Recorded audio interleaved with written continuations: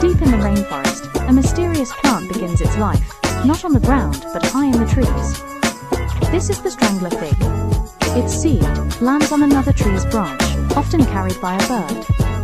As it grows, it sends roots downward, wrapping around the host tree, quietly taking hold. Over time, the fig tightens its grip, forming a wooden web that strangles its host to death. When the host finally dies and decays, the strangler fig stands alone, a tree built upon another's life. In death, the host gives new life to a towering fig that shelters thousands of creatures.